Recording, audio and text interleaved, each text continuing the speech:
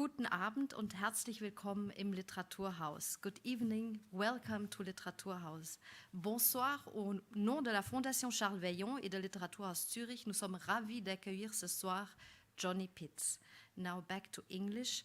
My name is Gesa Schneider. I am the director of Literaturhaus Zürich. I'm very happy to have Johny Pitts here tonight. He was rewarded yesterday with the European Essaypreis Charles Veillon for his book Afropean Notes from Black Europe. In German, Afropäisch, Eine Reise durch das Schwarze Europa. It was published by Surkamp last year. He will be in conversation with Anna Sobral. I'm very much looking forward to this, but before, Cyril Veillon, the president of the Fondation Veillon, will address a few words to us. Welcome, Cyril Veillon.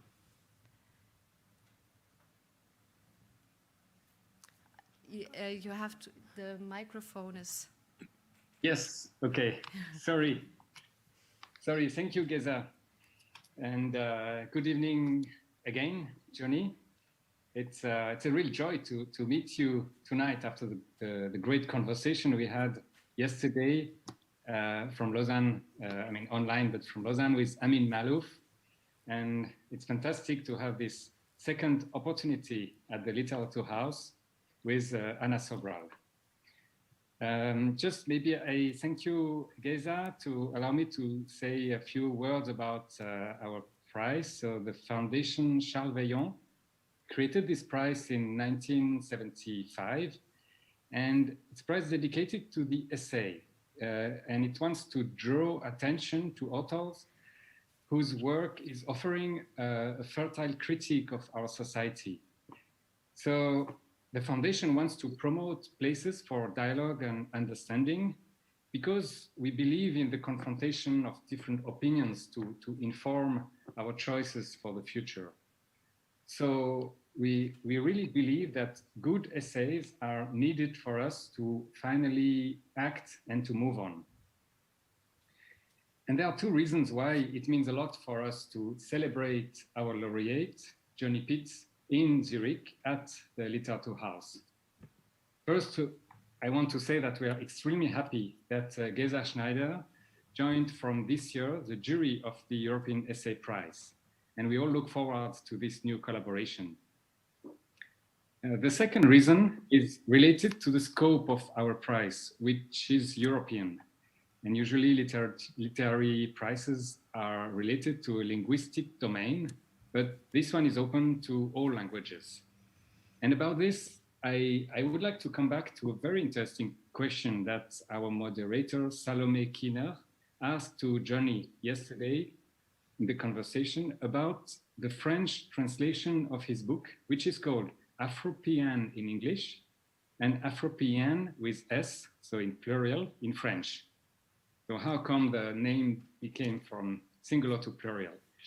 And so, of course, to communicate, we are using the lingua franca, the English, a pretty simple English that we all kind of understand. And it's maybe not really enough to read seriously. And in the conversation, finally, the question to Johny was, what is the European language? And his answer was striking to me. He just said, the European language is the language of translation. And this means a lot to us for our prize because we've been celebrating Afropean yesterday with Florent Massot, who published the French translation at Massot Édition. The original version is published by Penguin in English. And tonight we can celebrate the German edition with Surkamp. And we know how important it is that a book like Afropean can be shared in all European languages, because it is our common history. And if we want to act together, we must also read together. And we are very happy to see that the book is already translated in Spanish and in Italian. So hope that there are many more to come, but it's a very good start. So thank you very much, Gesa, for this invitation. And I hope that this is the beginning of a long collaboration with the Literaturhaus in Zurich. Thank you. Thank you very much, Cyril Veillon. I was able to follow the award ceremony online yesterday, and I encourage you to watch it on the website of the Foundation Veillon. Johny Pitts was there in conversation with a great writer and essayist Amin Malouf, who was rewarded with the prize in 1999 for Les Identités Meurtrières, auf Deutsch mörderische Identitäten. And it was a very moving, a humbling, and enlightening experience to follow this exchange. I was deeply touched. It was about appartenance in French, about connections, about identities, references to Zap Mama, a band I was very fan of, and I heard them quite a few times in the 90s and in the year 2000s in Switzerland. They were touring a lot, about references to Zap Mama, to Audre Lorde, to think from the periphery and not the center, among many other topics. I'm really looking forward to this conversation with Ana Sobral tonight. I would like to quickly introduce her. She was born in Angola and raised partially there and in Portugal. She spent 10 years at universities in Germany and Switzerland, teaching post-colonial literatures and cultures in English and German, while also working in collaboration with cultural institutions and schools to promote post-colonial works, performances, artists, and activists. And in that context, she invited Johny Pitts, and they know each other quite well. The more I'm looking forward to this conversation. And she's currently writing a book on the globalization of rap music, and she has an ongoing podcast project dedicated to the political dimensions of global rap. Her main focus in her many projects is to fight racial prejudice and historical amnesia, while, and I quote her, also celebrating the diversity of post-colonial cultures across the globe. And now the stage is yours to this conversation. Welcome, Johny Pitts. Welcome, Ana Sobral. Thank you so much. Thank you, Geza, for that lovely introduction. I am indeed extremely honored to have the opportunity of talking to Johny yet again. But it's always a pleasure. And I remember, Johny, I think for this event, I thought, oh, it's really interesting to think about how we met. And I don't know if you remember, but I do. And it was at a conference in London, I don't know, about 8 years ago or something. But what you don't know and I know was that I had already spotted you from a distance like days before. And this was the last day of the conference. And I was with a friend whom I had made at that conference from Kenya. And he said, okay, from all the people you see here, who would you like to talk to? And I pointed to you. And so he just dragged me and we chatted you up and we spent the night together drinking and chatting until very, very late, if I remember proper. And that was the beginning of our friendship. And I did then have the occasion to invite you twice to come to Zurich. We met twice in London, and every time I feel we were talking already about this book and about this topic, Afropean, about identity, about belonging, and kind of exchanging our experiences.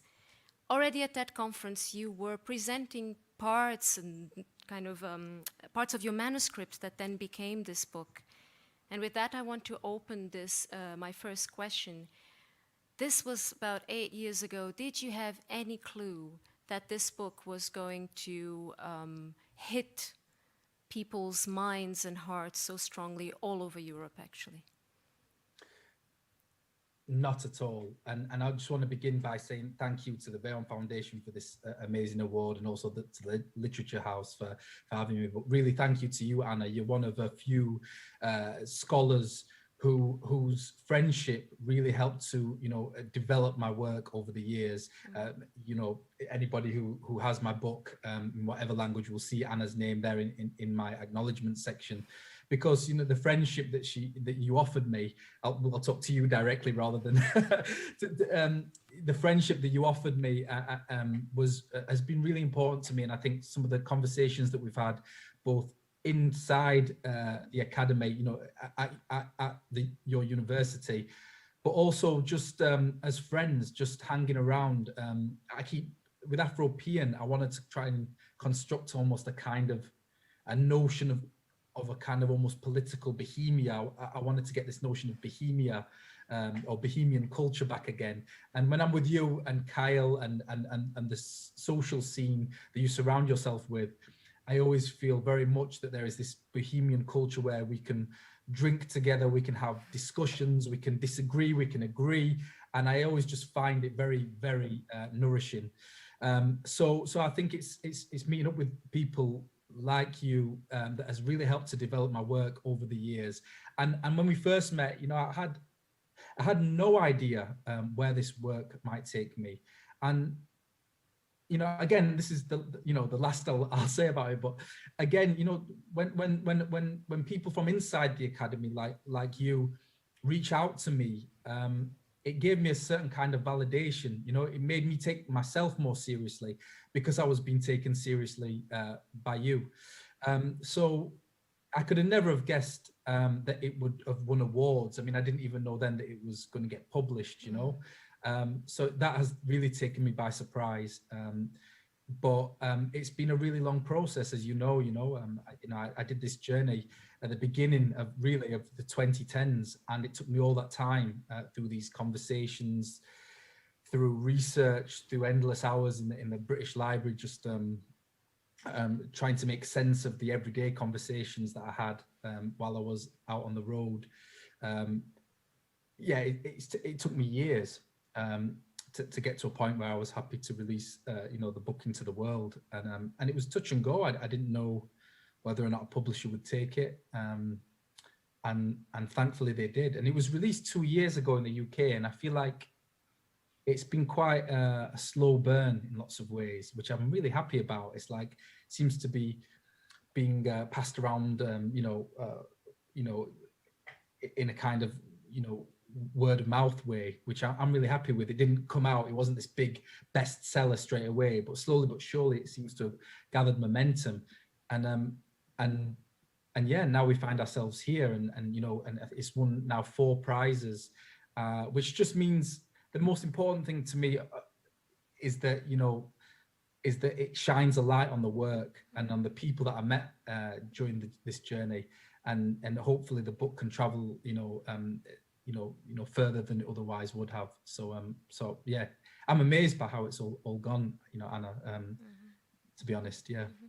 I think that part of the appeal of the book for me always was, and I think it's now getting confirmed, that you have produced this very special blend between personal experience, personal encounters, and a deeper layer of histories, of what appear to be hidden histories, and sometimes are really hidden histories about people who've lived in Europe, who have an Afropean kind of background, people who have traveled in Europe as non-whites and have registered this space. And I think a lot of that comes across this mixture of your direct encounters and all the readings that you've done behind it. There's something you say in the end of the book, not that I'm producing any spoiler, but you talk really at the end of the book about this illusion that Black Europe was a place without cultural history or geography. And your book, of course, works against it by trying to map out, as it is, this Black Europe. I wanted to ask you, maybe not what came first, but what helped you most in your travels? Was it that you had this already, like this backpack full of readings that you were doing about Black Europe and Black people traveling in Europe and being in Europe? Was that the biggest influence, or was it really then the meeting of people? Because you meet some extraordinary people in extraordinary places. How did those two work together, actually? What you knew, what you thought you knew, and what you met then? Yeah, that's a really interesting question. I think it changed throughout the writing of the book, throughout my journey, but throughout the research, it constantly moved around. There were certain things that I took for granted. And in fact, at the beginning of the book, I talk about how, I left almost in a state of overconfidence about what I would find and what I was doing. And then almost as soon as the train pulled into the Gare du Nord in Paris, everything seemed like an abstraction to me. Suddenly the notion of blackness fell apart. What was Black? Who was Black? What is Europe? Where is Europe? And so suddenly, I was kind of felt almost adrift from my original idea almost as soon as I set foot in Paris, you know, the beginning of my journey. But one thing that's helped to sustain me throughout my journey was the sense that I grew up in a part of Sheffield that Sheffield never represents. And in fact, not only did I grow up in Sheffield, but this part of Sheffield was committed to celluloid in the film The Full Monty, which is quite a well-known film, you know, won a lot of awards, and you can see exactly where I grew up in that film, that my specific part of Sheffield. But you don't get a sense that this area was multicultural. You know, that was woven out of this story. It was this white working class story. And so I knew that Sheffield wasn't including people like me in its sort of self-mythologizing or its narratives.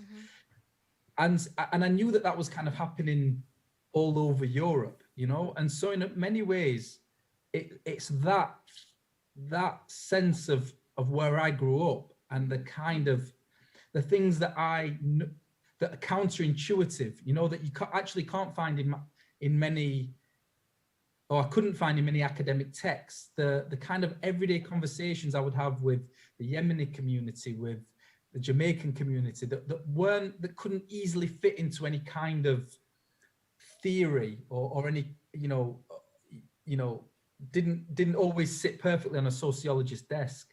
And so I'm thinking here of a sociologist actually called Les Back, who says that, you know, one thing that served him well throughout his career is always investigating the counterintuitive. So he would have this idea of something, and then as soon as that idea was really challenged, he'd find that really interesting. He'd explore that. And I think that's what I wanted to carry with me. It was that, like, the representation of my area was never accurate. And I got the sense that even within kind of cultural studies or within, you know, or Black scholars working within the academy, it didn't exactly chime with the way Blackness had worked for me growing up, and how there wasn't always solidarity. And I think it was that kind of sense of the counterintuitive that really helped me throughout my journey. And when I was going to certain areas across Europe, it felt very familiar to me. I'm from Firth Park, and it was almost a search for Firth Parks, or Europe's Firth Parks, you know. And so I think that is the biggest thing that really helped me navigate the issues that came up in this book, to really be out on the lookout for things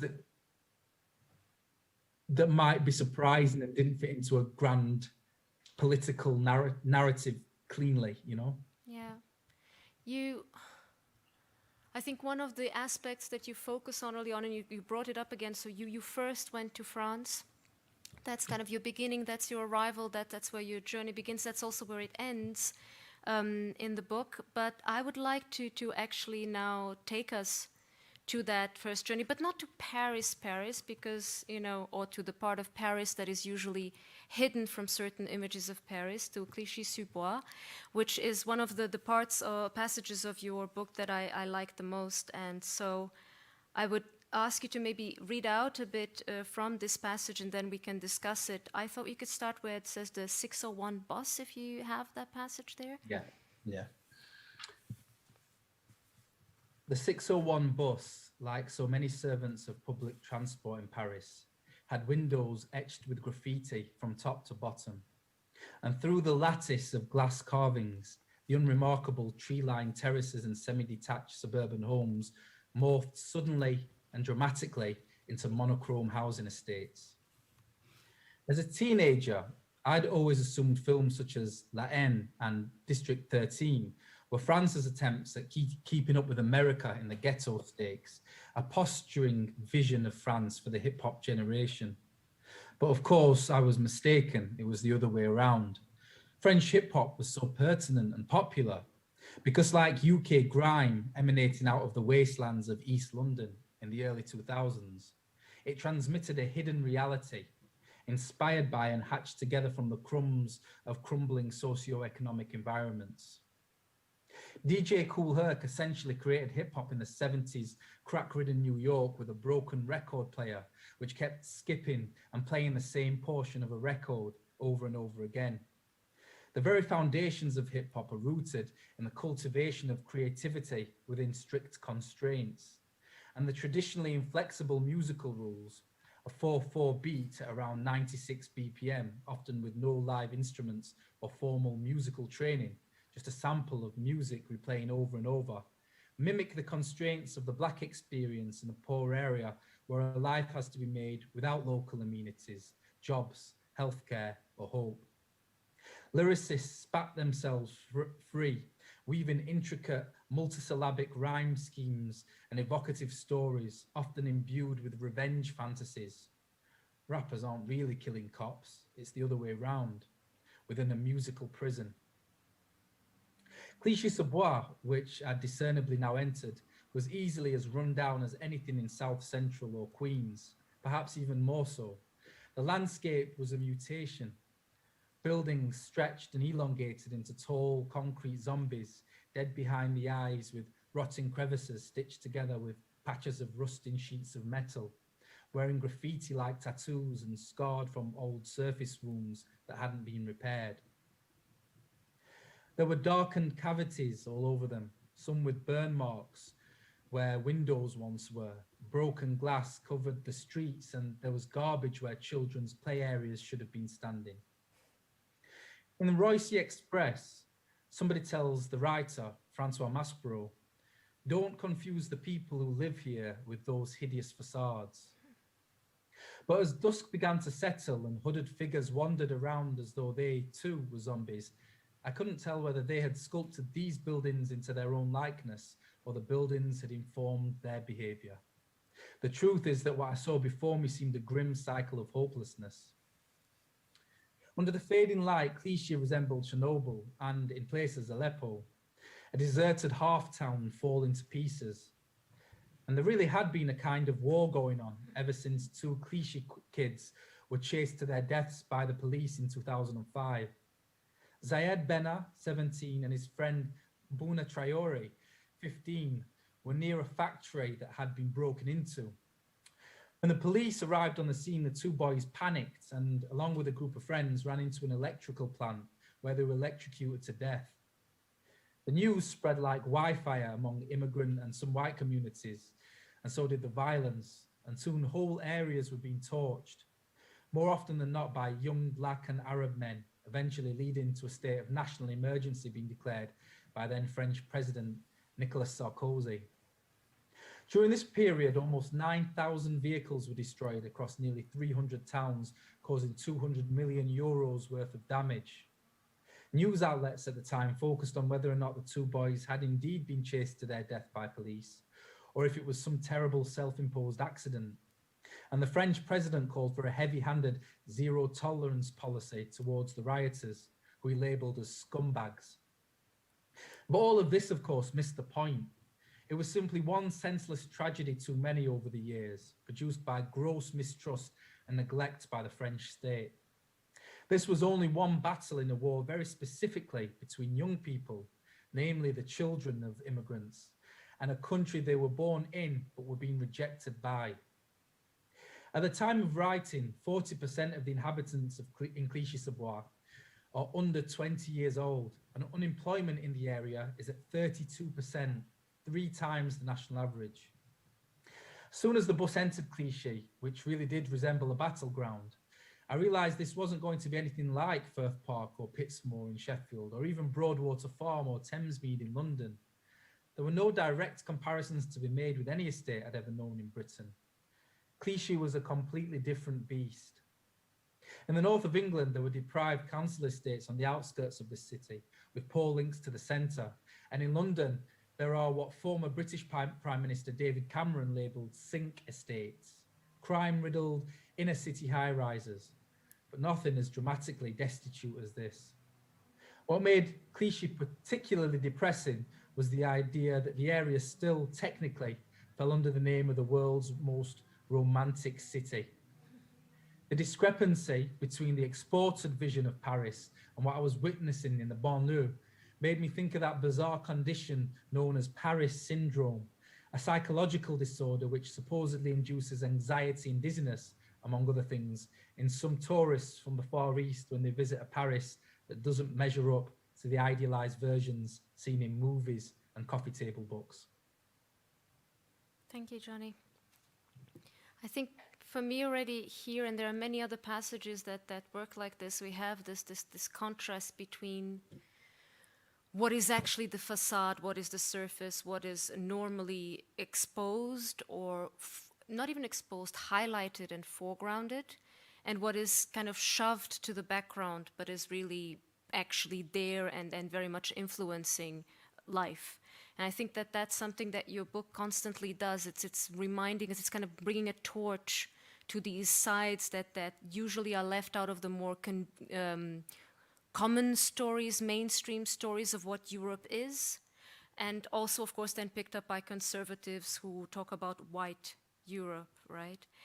The language here that is used, also wastelands, hideous facades, locking out, hiding, excluding. I thought a lot about how space, urban space, plays such a big role in your book, that you are not only reading people, but you are reading people in space, actually. Are there particular spaces? I think Sobral is clearly one that really marks you. When you look back at this book, what spaces jump out at you as being kind of, that have particularly marked you or particularly surprised you or particularly stayed with you, actually? Yeah, that's a great question. I mean, I do think that I try and take part in that tradition of psychogeography, you know, of people who walk around and try and think about the space. But for me, it was really important to think about kind of the unofficial history of the space. You know, and for me, Cliché Sobral was encoded with incredible stories that were being told through the graffiti, that were being told through the music scene. You know, and as I mentioned, that's why French hip hop was so resonant, because it was telling a story that was being excluded from anything official coming out of France, and then you could find it in French hip hop. So yeah, it was really exactly that, trying to read the geography and how it was affecting the communities, and how in some cases the community were affecting the area, because, you know, it wasn't all, Cliché Sobral was a particularly extreme example. And as I mentioned, you know, in many places, I found Firth Park, where I grew up, I found it in a place like Chateau Rouge or Rinkeby in Stockholm. But Cliché Sobral wasn't like where I grew up, and I had to be really honest about that.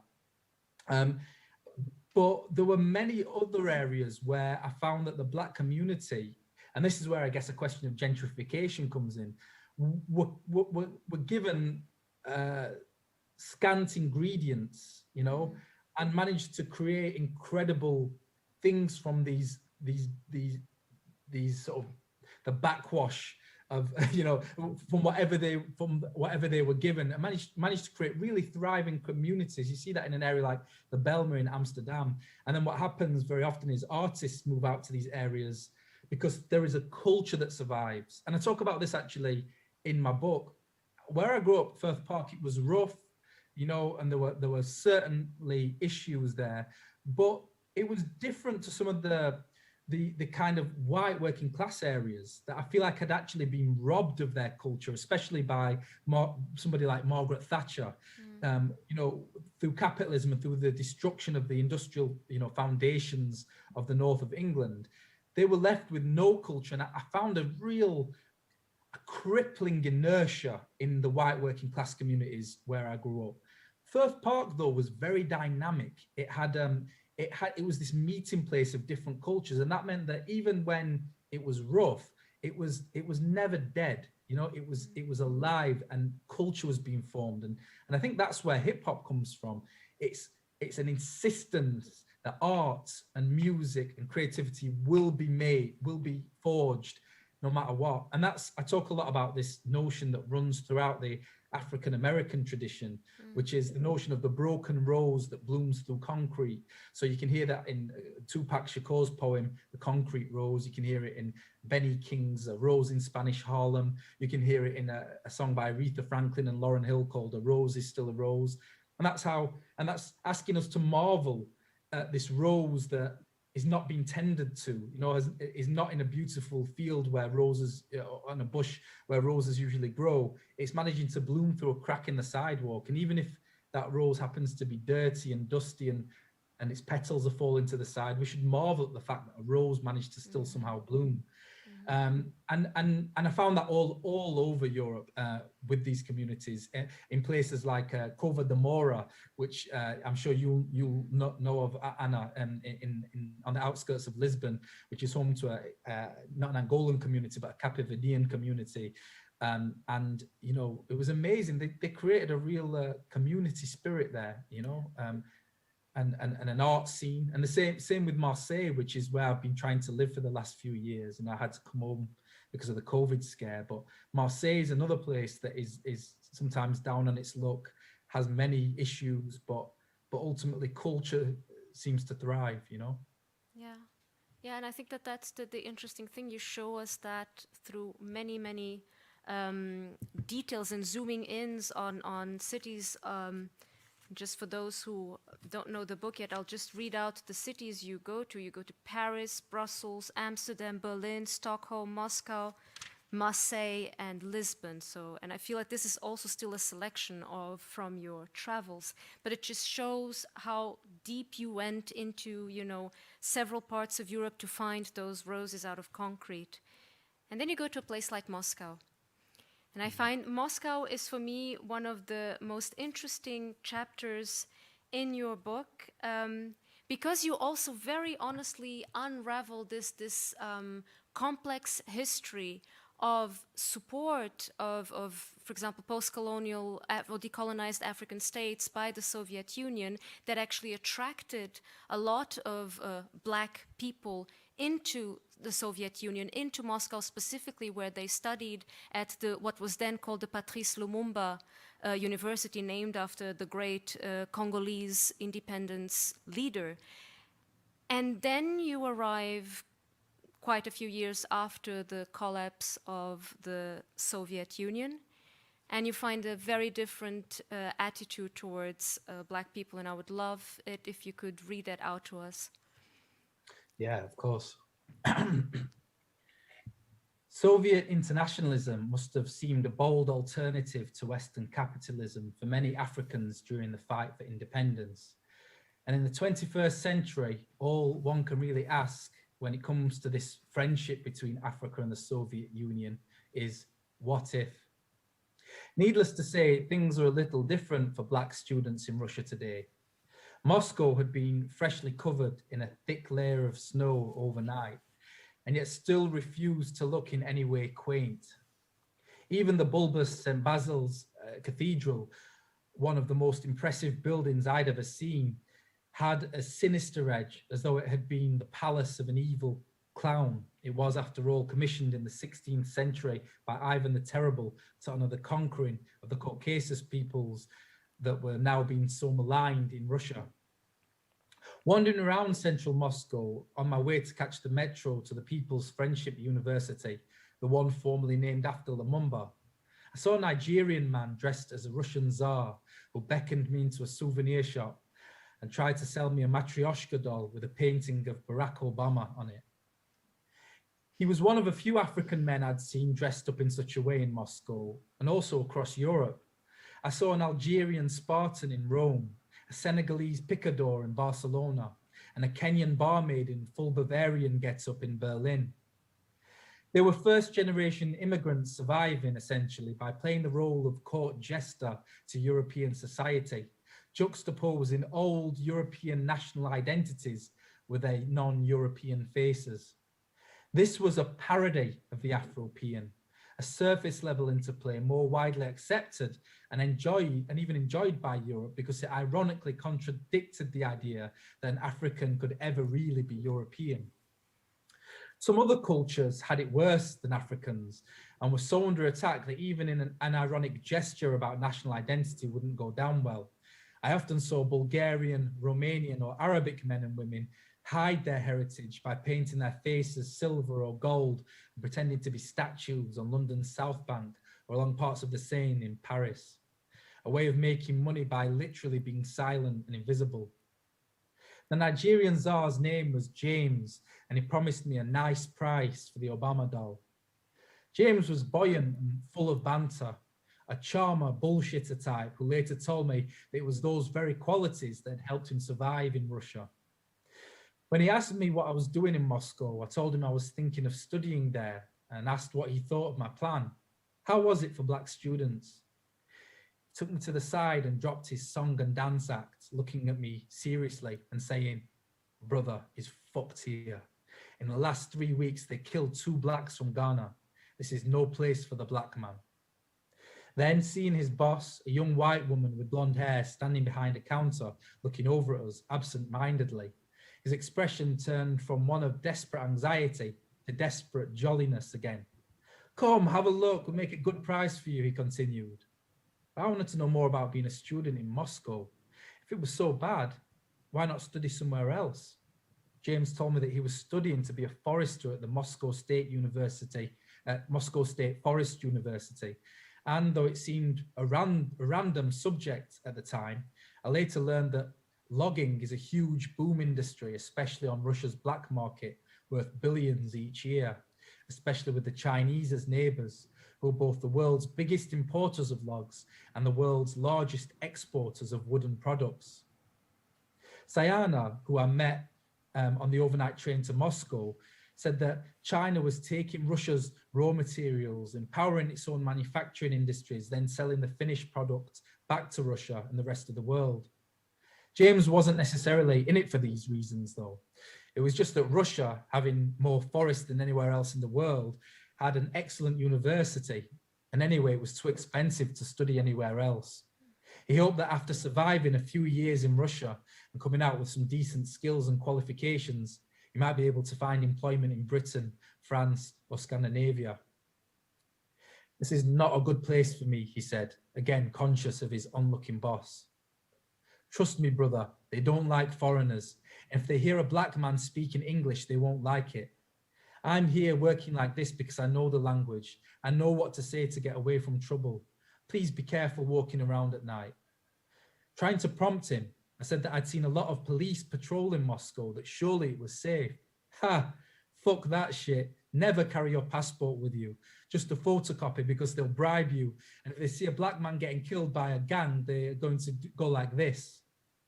James turned his back to me, mimicking what he believed to be the police's response, and then said that the Nazis were bad, but he thought the people in the Caucasus were also troublemakers, making it more difficult for Africans. "You know, apart from these Nazis, I think Russians are good people in their heart. It's the former USSR people that make problems for everyone." I couldn't help feel that James was buying into Russian media demonization. But it was also likely that as an African student, he was simply keen to distance himself from a deeply unpopular demographic, because the Nazis had a way of shoehorning Mongolians who were Russian nationals, Africans and Indians attending university, and exploited Tajikistanis working illegally into an amorphous group, causing the same problems. I asked James where I might find a place that was safe for black people in Moscow, and he told me that he sometimes went to the Moscow State Chaplaincy at St. Andrew's Anglican Church to meet up with other African students. When I researched the place online, it seemed shrouded in vague details. I eventually found a website, but the contact number didn't work and the email address bounced back saying email unknown. I did find a short documentary online filmed in the chaplaincy with an interview with a Ghanaian man who, when asked why he didn't return to Africa despite having finished his studies, tearfully replied, "I can't go back with an empty hand." And that was perhaps the one thing all of the non-Slavic people in Russia did have in common: pressure from all angles to achieve, with an extended family or even an entire village ravaged and resting their hopes on the one person who'd managed to get a golden ticket to study or work abroad. This devastating situation always reminded me of the 2003 Armenian film Vodka Lemon, one of the most poignant and illuminating fictional accounts depicting the impoverished economic reality for so many former USSR fringe towns after the fall of communism, which is both humorous and tragic in its authenticity. In it, Hamo, an old widower with 3 sons, is waiting with bated breath for a letter with some news and money from the one son he's managed to send abroad to work in Germany. After months, a letter finally does arrive, but contains no money. On the contrary, contains a letter of desperation asking for money to be sent. Thank you for that, Johny. I think that this is a very touching passage for me because you also show the complexity of the positions and experiences of people. And I think that's something that is very telling about your book, that you don't reduce, you're trying very hard, I think, to not reduce what you're seeing to types. You know, you're always showing the contradictions of people themselves, the way they talk, the way they try to explain their situation. And you always have this position of looking at them going like, but maybe they're not thinking about this or the other aspect. One thing that I find very strong here is the sense of the exposed and vulnerable body, which actually reminded me of Ta-Nehisi Coates' Between the World and Me, the sense that the black body is always a target almost to violence and rejection from the outside because it is identified always also as not belonging to that space. Did you have the sense that it was possible to like, when you talk about Afropean and about Black Europe, is there a sense in which this sense of exposure and vulnerability can be overcome? And is that at all an aim? Yeah, that's a good question. I mean, I thought Between the World and Me was an incredible, book. But in some ways, I wonder if Ta-Nehisi Coates gives too much power to white people, or at least I feel that one of the issues I have with that book is that it almost centers whiteness as this. It gives too much credit to whiteness in a way, I suppose, is what I'm saying. And I think with Afropean, I was interested, and I'm sure Ta-Nehisi Coates was interested in this as well. I was quite interested in this notion of double consciousness as posed by W.E.B. Du Bois, where he talks about these 2 warring ideals, these in danger of being torn asunder. So you have the gaze that looks upon blackness and has all its, the white gaze, the Western gaze, that looks upon blackness as one thing, and then you have the internal humanity on the other. And very often there are many people who succumb to this. It's very difficult to juggle these 2 gazes into one thing. Afropean was a kind of an imaginative attempt to reconcile these 2 gazes in a certain way. And I think blackness really is constructed as a response in many ways to this gaze that is being imposed on the black body. And I think what you have throughout my book, I think is a kind of celebration on the one hand of the superficial black identity, to say, well, okay, this is being imposed on the one hand, but actually it's, again, the concrete rose thing. Black communities have turned it into something really interesting. And I think you get that with somebody like the Nigerian czar just then. You get this performative element of blackness, and then, and I don't want to pretend that doesn't exist, that there aren't, even with me, growing up, there were certain notions. I used to dream of getting shot like Tupac Shakur, of being a kind of gangster, so there was always a performative element with me growing up as somebody black in Europe. I didn't want to pretend that wasn't there. Then very quickly, I wanted to look at the kind of the complexities behind that facade. So it's important to look at the facade and not reject the facade, but then really look at what's going on behind it. And I think the passage I just read is a really good example. That encounter there with James was was that kind of duality at work of this facade of him saying, hey, come and buy some Obama dolls, Matryoshka dolls, and then him taking me to the side and saying, listen, I'm not doing well here. You know, this is a performance that I'm giving. Yeah. And, you know, it was important to look at that. And it was the same, I think, even in the previous chapter that I just sort of do, the Cliché Savoir. You know, I wanted to take photographs on this journey so that I could show what things look like. Because as I was reading the cliché section back, and you mentioned some of the words that I'm using, you know, concrete zombies and wasteland and Chernobyl, with photography, I could show that, you know, this is really what it looks like. You know, there's no hyperbole going on here. It looks like this, and here are the images for you to see. And then together, let's go behind these images, you know, and that was the goal of the book anyway. Yeah. There's one thing also that to me comes across in this Moscow scene, and I'll really use that scene of meeting James, which is such an extraordinary moment in the book, and there are many such extraordinary moments. And I feel that the sense of movement, the people streaming in from so many different parts of the world into so many different parts of the world, and they all have their motivations. And that has a history. I think one of the things that I love about Afropean is that you're always very conscious of all the travels, for example, just the Moscow chapter. The travelers from the United States, the African Americans who went to Moscow or to the Soviet Union in the 1930s, for example, that this has a history of movement. That idea that spaces are separated, I think, is very much questioned. I mean, you have also Pushkin, whose father was African. So we've got all these histories of movement and histories of entanglements between Europe and Africa that go way, way, way back.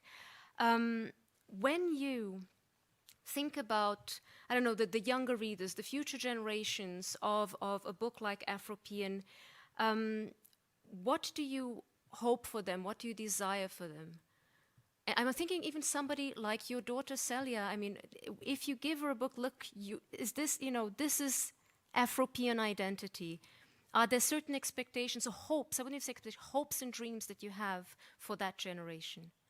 Yeah, and this is so interesting because I had this really lovely conversation with Amin Malouf yesterday, and we were talking about his book Les Identités Meurtrières, where, you know, at the end he's talking about his grandson and the dreams that he would have for his grandson, and his dream is that he'd pick up his granddad's book and look through it and marvel at the fact that this even needed to be said, you know, that it would be so anachronistic or so out of date and so like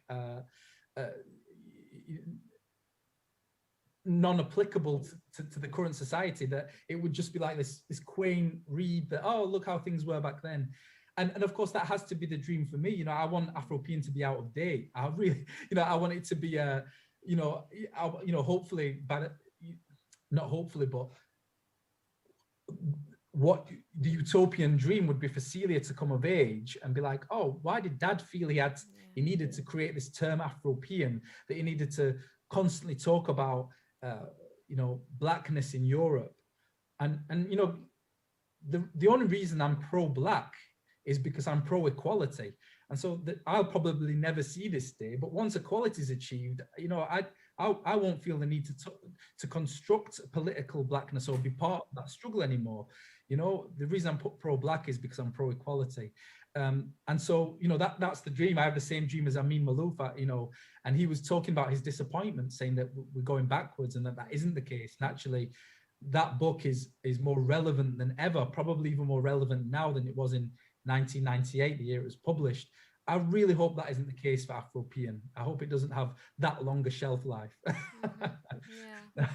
But I want to still go a step back into that, you know, at the point at which the book becomes, you know, superfluous, so to speak, to the point at which the book becomes relevant, which I think is now, because I think giving a name to identities, and I'm thinking, for example, of Switzerland, where you have a generation of people who have this background of not being, you know, the typical white Swiss, and who always have to justify themselves. There's just recently a group of Afropean men founded, or Afropean people, and just two men are in the foreground.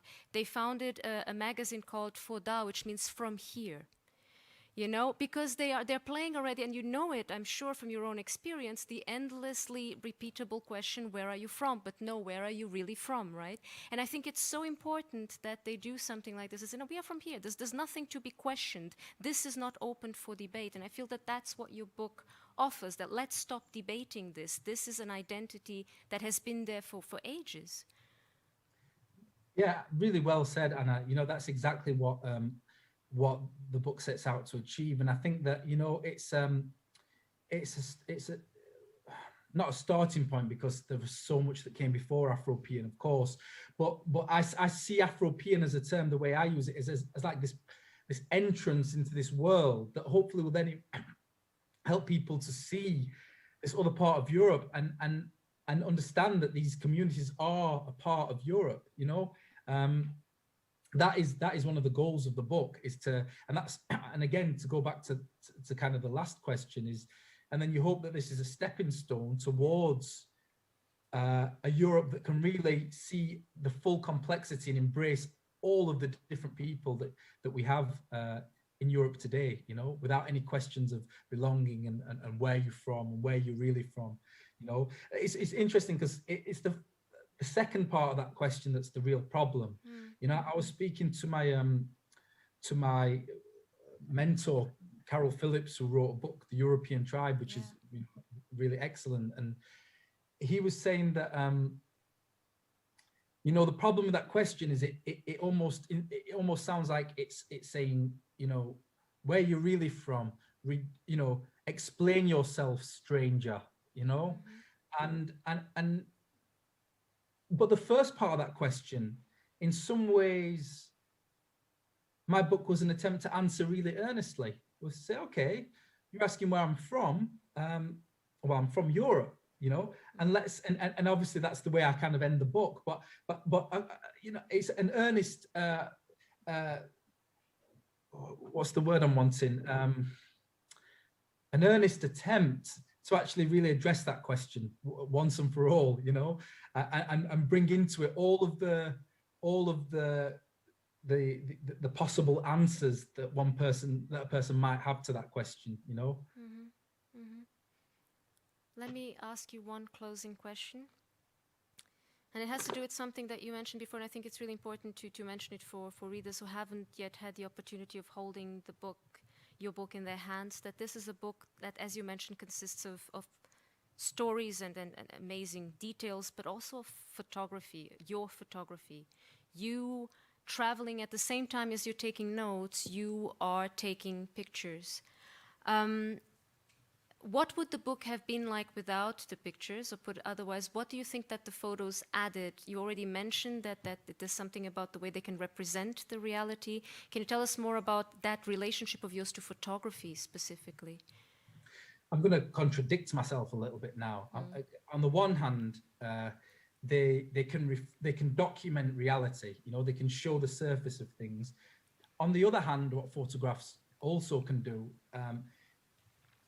is say things that can't be put into words, create atmospheres, be very sort of ambivalent or ambiguous about a certain mood, you know, and that's what was great about taking my camera, is that I felt like, especially working with an editor afterwards, I had to make sense of things in my writing, you know. I had to keep coming to, if not conclusions, you know, interesting questions, and every sentence had to kind of go somewhere in a certain way. But what I could do with my photography is just let the images sit inside people's minds and almost be abstract as well. So as well as being proof of where I've been and what it looked like, there is also a certain abstraction that's going on where people can, I deal a lot in reflections, and I think it creates a real, shrouds the whole book in a real mood, which, you know, I've been so amazed to win these 2 awards in the last week, the European Essay Prize, which is why we're here today, but also the Leipzig Book Award for European Understanding. And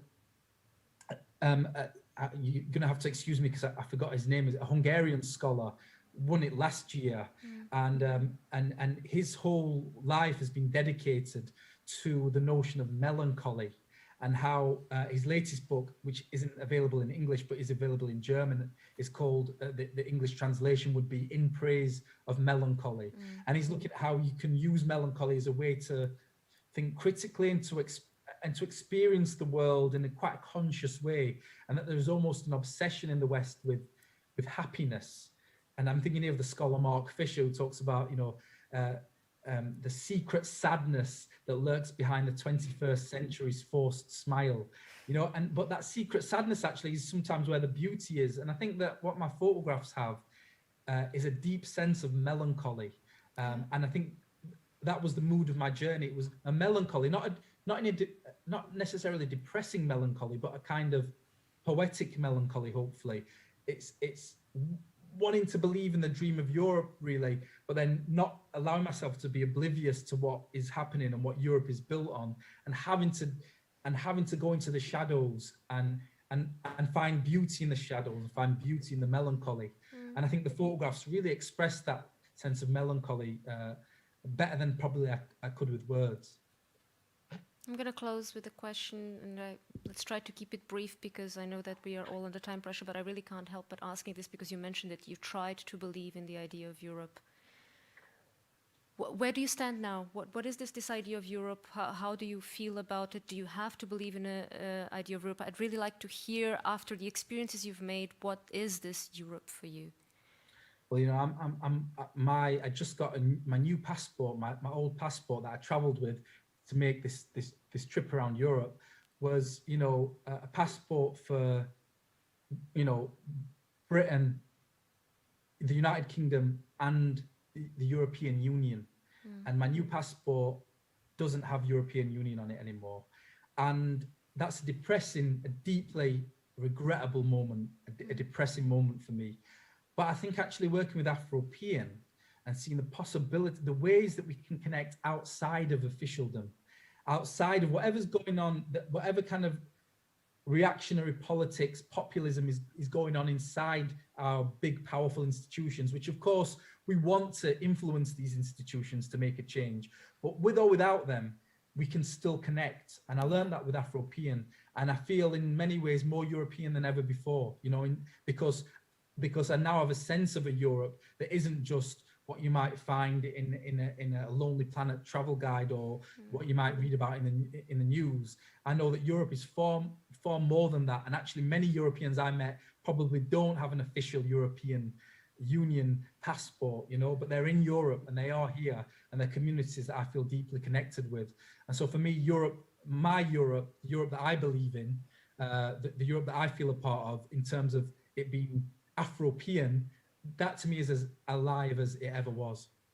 Thank you, and I think that's exactly what your book transmits, that this Europe that we move through is much, much more beautiful and much bigger and much richer than those reductive narratives will have us believe. And for that, I think you deserve all the praises and accolades, Johny, and I'm really, really happy that your book is out there and can now be shared with a very broad audience. Thank you so much for this conversation. Thank you for sharing your insights and stories with us. Thank you, Anna, and thank you to you and Kyle and your colleagues at the University of Zurich, for all your support over the years. You're a part of this, and I really appreciate it. So thank you for the thoughtful questions and your help over the years. Thank you. All right, I think with this, we are going to close this event, and I thank everyone who is out there listening, and if you haven't had the chance, go out there, get this book, learn about the wonderful, wonderful Europe we live in. Have a good night, everyone.